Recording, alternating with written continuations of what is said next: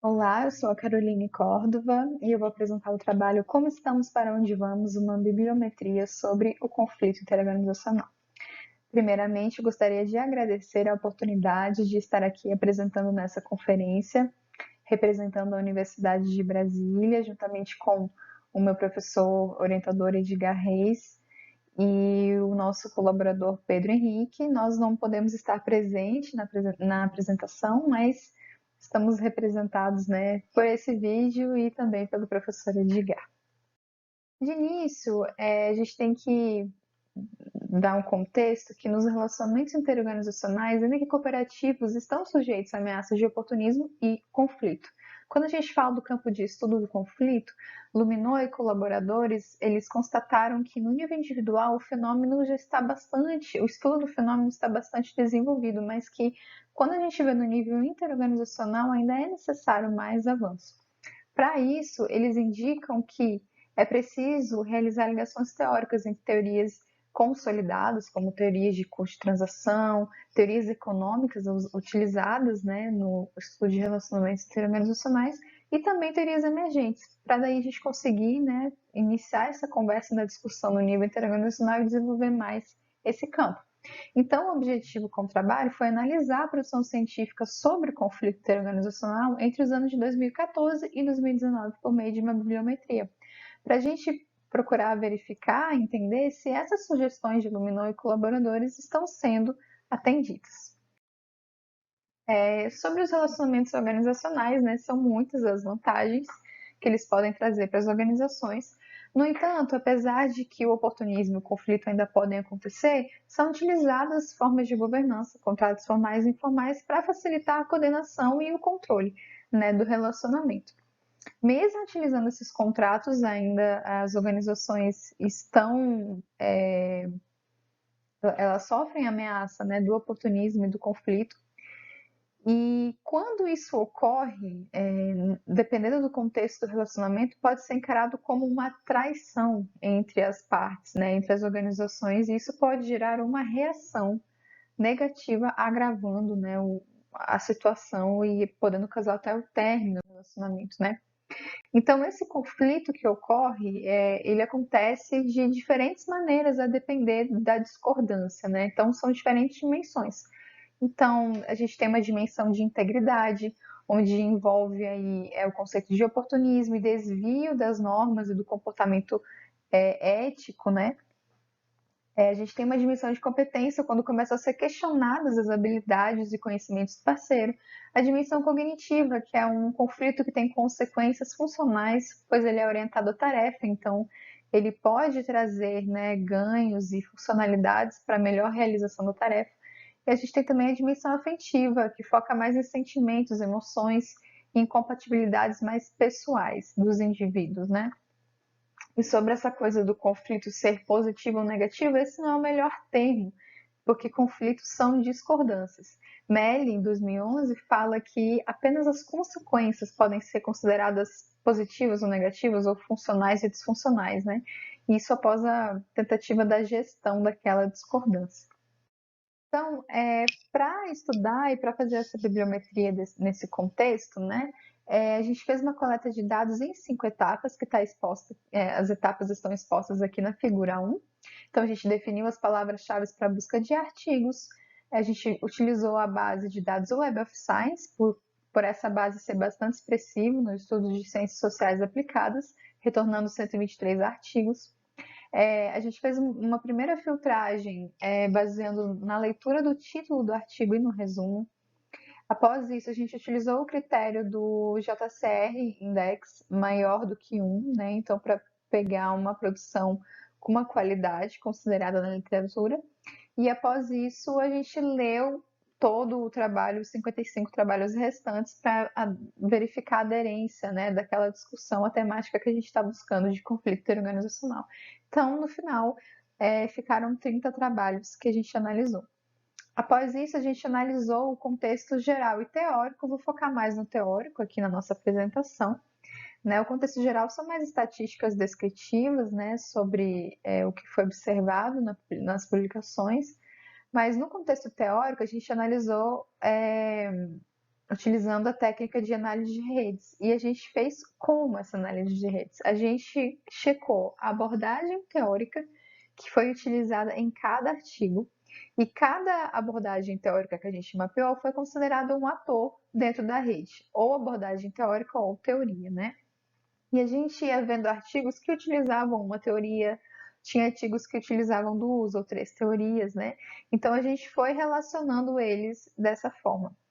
E a ideia foi a gente criar um mapa relacional, né, para ver como que essas abordagens teóricas e teorias conversam dentro da rede. E depois a gente verificou medidas de centralidade para conseguir caracterizar essa rede em facções, né, com temáticas semelhantes, para a gente entender esse campo de estudo. Então, esse foi o nosso mapa relacional de teorias e abordagens teóricas que a gente conseguiu verificar em cada artigo, né? Começando, vou explicar rapidamente, começando pelo grupo com os nós em cinza, esse grupo principalmente, aqui também tem um pouquinho dele. Nesse grupo são apresentadas as dimensões de confiança, né? Confiança afetiva, cognitiva, calculativa e também o conflito de tarefa, que é um conflito reconhecido por apresentar consequências funcionais para os relacionamentos. Nessa facção ocorre essa discussão entre a confiança e o conflito que pode ter consequências funcionais. O subgrupo em verde, aqui em cima, tem foco no desempenho. A gente chamou então esse subgrupo de gestão. Então ele fala de teoria da agência, teoria de stakeholders, dessa relação entre os parceiros de uma aliança, por exemplo, e aqui já tem uma discussão sobre o conflito funcional, mas também já aparece o conflito disfuncional. O subgrupo que possui os nós vermelhos, né, é o subgrupo chamado lado negro, e esse termo faz referência a um termo reconhecido na literatura internacional que chama dark side, que é onde é estudado aquelas práticas antiéticas, oportunismo, relações de poder, relações de dependência no relacionamento. Então, nesse subgrupo, são aqueles estudos que trazem as consequências mais prejudiciais que podem até cessar relacionamentos. O subgrupo em preto, né, onde a gente tem aqui a principal teoria contratos, é um subgrupo que apresenta uma discussão de tipos de contrato, contrato com base em resultado, competência, e a gente chamou ele de grupo formal, porque ele foca mais nesse aspecto formal do contrato nos relacionamentos. Finalmente, o subgrupo aqui, né, com nós em azul, é onde estão as teorias consolidadas, né, a teoria de custo-transação e a visão baseada em recurso. Então a gente chamou ele de teórico, e esse subgrupo ele meio que intermedia o subgrupo do lado negro e do contrato com o subgrupo da relacional e o da gestão, que foca no desempenho. Então, esse foi o nosso mapa relacional e nossas diferentes facções. Como explicado, a gente fez a divisão, então, daquele mapa relacional em 5 facções. A gente utilizou o script do NetDraw, né, para realizar essa divisão, mas a gente também tomou cuidado em verificar os valores de centralidade de intermediação das teorias e a centralidade geodésica também. E a gente teve cuidado de que em cada uma dessas facções temáticas, ao menos uma teoria fosse muito importante em termos de intermediação ou em termos de centralidade geodésica, ou nas duas, né, para realmente caracterizar cada tema de cada facção. Então, a gente teve a facção gestão, que relacionou o conflito interorganizacional com questões de desempenho. A gente teve a facção relacional, onde existem mecanismos informais ali de gestão do relacionamento, como as diferentes dimensões de confiança. Na facção formal, está toda a questão sobre tipos de contrato e de explicitação do relacionamento, formalização do relacionamento. A facção lado negro, né, referência ao termo dark side, relaciona ali o conflito e o relacionamento organizacional com práticas antiéticas e oportunismo. E, finalmente, a facção que a gente denominou como teórico, né, o grupo teórico, apresenta as teorias mais consolidadas que a gente pode observar aí no nosso conjunto de dados, né? E como que a gestão do conflito se relaciona com essas teorias. Além disso, vendo o nosso mapa relacional e também por meio da leitura dos artigos, né, a gente percebeu que o campo de conflito interorganizacional tem se desenvolvido com dois focos principais nesses últimos anos, né? O primeiro foco considera esses aspectos contratuais ou formais e tem uma visão bastante disfuncional do conflito, né? Foca nas suas consequências negativas e disfuncionais para o relacionamento. Já o segundo foco, ele considera esse conflito disfuncional, mas ele considera também outros tipos de conflito, né? Como de relacionamento e discussões sobre a confiança. Então, ele foca um pouco mais nesse lado relacional que não é tão tratado no primeiro foco. Além disso, sobre as sugestões, né, a sugestão que foi realizada pelo estudo do Luminou e colaboradores, apenas 3, né, dos 30 estudos que a gente analisou realizaram ligações teóricas entre teorias consolidadas e emergentes, né, que foram os estudos que estão referenciados aqui. Então, isso mostra que, em verdade, pouco se avançou desde as conclusões do estudo de Luminou e colaboradores, né? Então, o nosso estudo, ele mantém e expande essas sugestões, porque como a gente mapeou as facções, né, a gente também sugere que futuros estudos realizem ligações teóricas entre as facções que foram mapeadas, né, aqui no nosso, que eu mostrei aqui no nosso mapa relacional, em especial as facções lado negro e relacional.